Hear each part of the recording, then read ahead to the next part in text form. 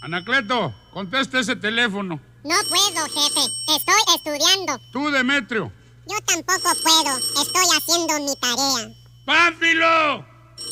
¡Contesta el teléfono! ¡No puedo, jefe! ¡Me estoy bañando! ¡Sálgase y contéstelo! Todo yo.